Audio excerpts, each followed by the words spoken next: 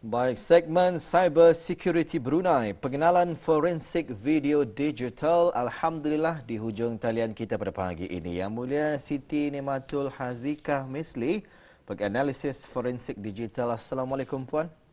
Waalaikumsalam warahmatullahi wabarakatuh. Apa khabar pagi ini, sihat ya? Alhamdulillah sihat. Alhamdulillah. Terima kasih bersama kita pada pagi ini untuk bersama dalam segmen Cyber Security Brunei. Begitu juga Farhah Jaidin. Assalamualaikum Puan. Waalaikumsalam warahmatullahi wabarakatuh. Alhamdulillah, penganalisis forensik digital, betul ya? Betul. Ya, Baik. Baik, untuk tajuk yang kita bawakan juga, ini satu kepentingan juga kepada masyarakat umum khususnya di negara Brunei Darussalam untuk memantapkan lagi pengetahuan dan juga kemahiran mereka berkenaan dengan dunia siber ya. Untuk pertamanya ni, barangkali untuk tetamu kita ya, sedikit mukadimah untuk menerangkan lebih lanjut mengenai topik yang kita sampaikan hari ini. Silakan. Okey. Bismillahirrahmanirrahim. Assalamualaikum warahmatullahi wabarakatuh. Salam sejahtera.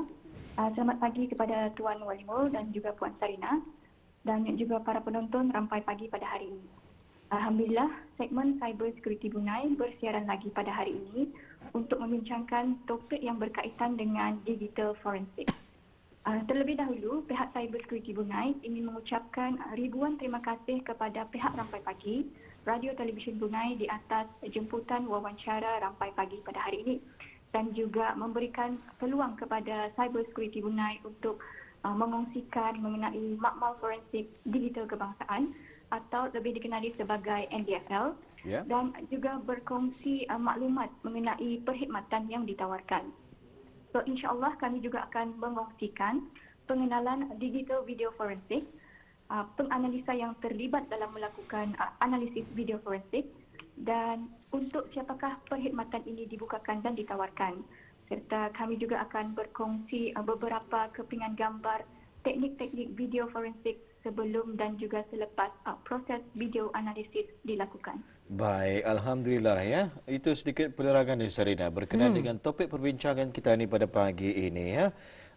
Jadi berbalik semula kepada tajuk kita ni, mungkin boleh mengongsikan antara perkhidmatan-perkhidmatan yang ditawarkan oleh makmal digital forensik kebangsaan ini. Okey, terima kasih.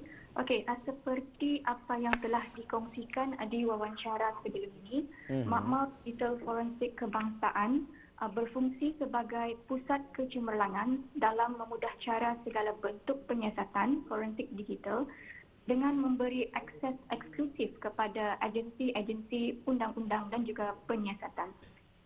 NDFL juga merupakan salah satu unit di bawah Cyber Security Brunei, iaitu selain daripada BRUSET dan juga Cyberwatch. Terdapat beberapa perkhidmatan yang ditawarkan oleh makmal digital ini. Di antaranya ialah seperti pengurusan kes, forensik komputer, forensik telefon pintar, mobile forensik, pelanggaran keselamatan cyber, pemulihan data atau data recovery dan juga perkhidmatan persanitasian media. Tetapi untuk pagi ini kami hanya akan berkongsi maklumat mengenai digital video forensik sahaja. Baik, cukup terkesima juga kita apabila mengetahui dalam dunia cyber ini memang ada unit forensik digitalnya ya. Dan untuk seterusnya juga barangkali dapat diterangkan dan diperjelaskan lagi apa yang dimaksudkan ataupun yang dikategorikan di dalam digital video forensik ini.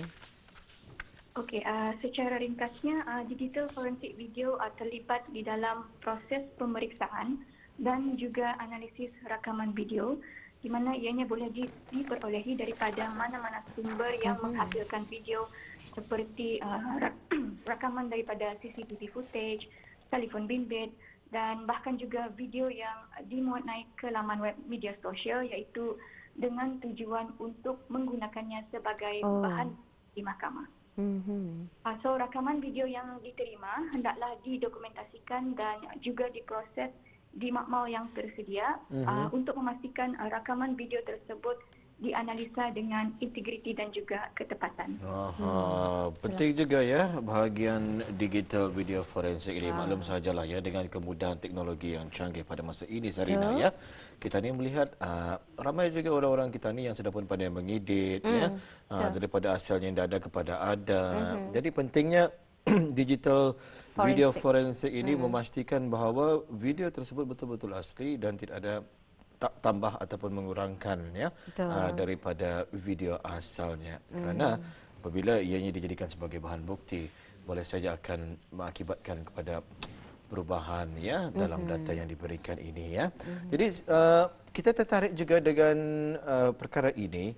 Jadi siapa yang terlibat ya di dalam video analisis tersebut? Mungkin ada bahagian penapisannya ke ataupun technical crew-nya ke macam mana?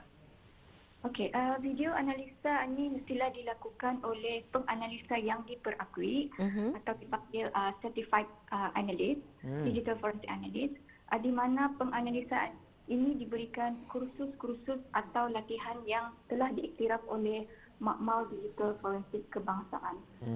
So video analisis tersebut haruslah dilakukan di Makmal Forensik di mana ianya dilengkapi dengan alat-alat yang moden dan canggih serta sesuai mengikut amalan protokol yang terbaik bagi memastikan proses video rakaman itu dianalisa mengikut prosedur yang tepat.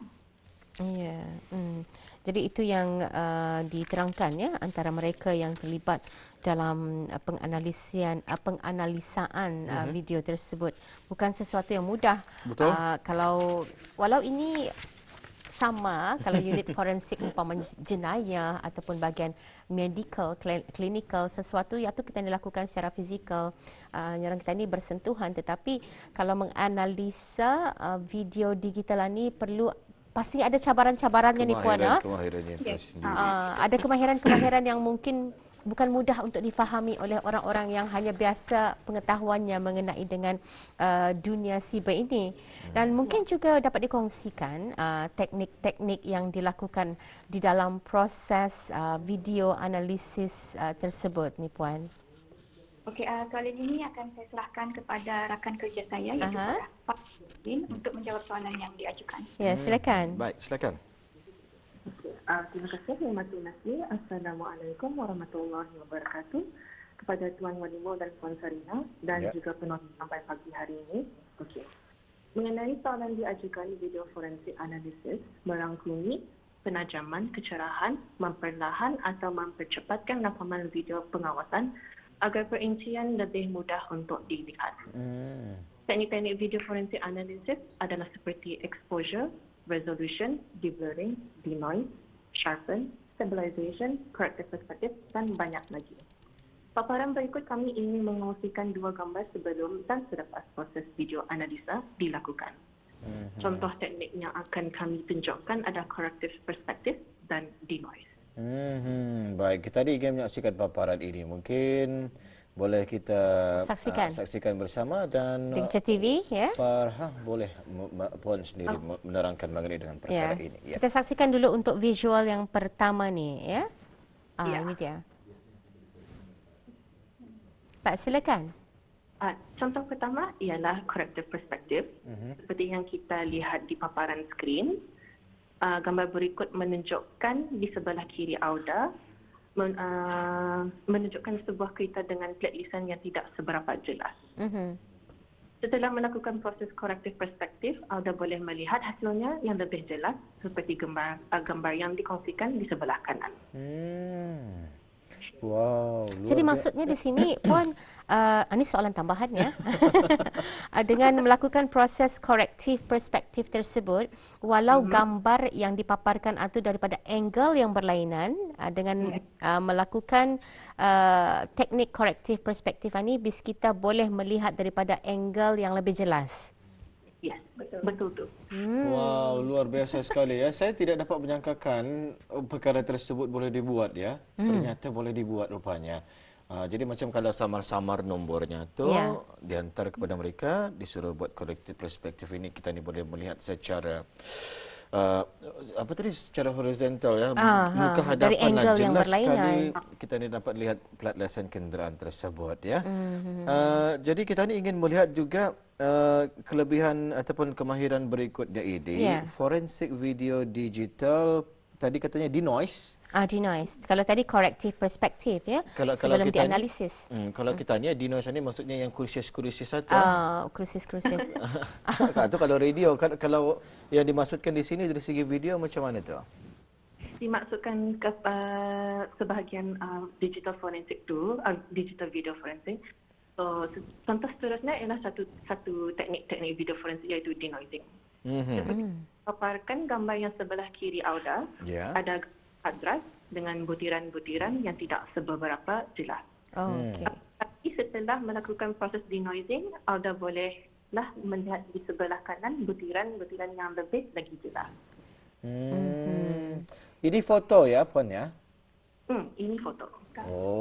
Jadi adakah ianya boleh juga dilakukan teknik sama untuk video? Boleh juga. Boleh, Boleh di-applykan kepada gambar-gambar juga. Gambar dan juga video ya. Kadang-kadang kan apabila kita ni menangkap CCTV, gambarnya ataupun videonya, ia tidak jelas. Ia kurang jelas, macam ia punya resolution ataupun rendah. Jadi boleh ditambah resolutionnya ataupun dibagi jelas macam mana? Denoise atau? Resolution tu tidak boleh ditambahkan, tetapi kita boleh mencubakan terangkan membuat dia lebih jelas lagi. InsyaAllah. Melalui teknik-teknik suntingan tertentu ni Puan.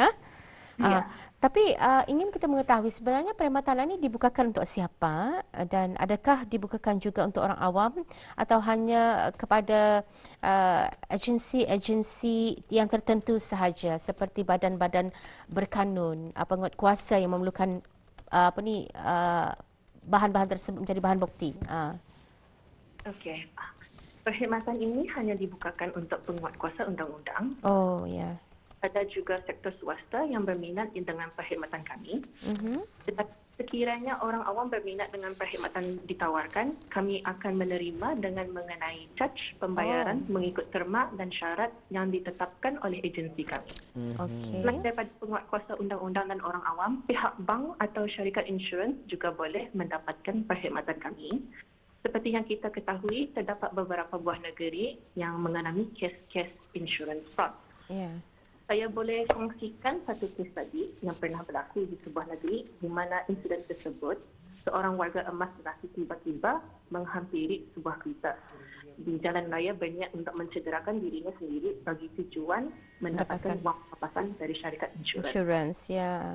Tetapi sesudah rakaman CCTV itu dimainkan dan dianalisa, didapati bahawa kejadian tersebut adalah tidak benar. Dan akhirnya kami juga menyediakan khidmat saksi pakar atau lebih dikenali sebagai expert witness services, di mana perkhidmatan ini penganalisa kami boleh dijadikan sebagai saksi di mahkamah untuk membantu siasatan kes tersebut. Jadi ia boleh dibukakan kepada orang awam ni ya, perkhidmatan juga boleh diberikan dengan terma dan syaratnya dan ada juga charge. Jadi bagaimana untuk menghubungi barangkali pihak BIS kita, mungkin sajalah hanya orang ada yang yang bisa ininya. Silakan. So, untuk sebarang pertanyaan mengenai NDIASA atau perkhidmatan kami, BIS kita boleh menghubungi kami melalui email kepada contact@csb.gov.pn ataupun melalui talian hotline kami 245-8002. Bagi sesiapa yang ingin mengetahui maklumat terkini mengenai cyber security Brunei, BIS kita juga boleh melayari laman web sosial kami di Facebook, Instagram dan juga Twitter kami seperti yang tertera di paparan skrin. Untuk maklumat lebih lanjut, orang ramai boleh melayari laman web rasmi Cyber Security Brunei di www.csp.gov.bn. Baik. Alhamdulillah ya. Ribuan terima kasih kita ni ucapkan buat tetamu-tetamu kita ni yang bersama menerusi phone in pada pagi ini. Sebelum kita ni berpisah ni, mungkin ada nasihat ataupun ada pesanan yang ingin disampaikan oleh kedua orang tetamu kita ni, silakan. Okey, untuk mengakhiri wawancara pada pagi ini, seperti yang kita maklumkan, kes COVID-19 di Brunei Darussalam pada masa kini semakin hari semakin meningkat. Betul? So, kami pihak Cybersecurity Brunei ingin menasihati orang ramai agar sama-sama kita bekerjasama untuk mengurangi kes COVID-19 di negara ini dengan mematuhi SOP yang disediakan oleh Kementerian Kesihatan.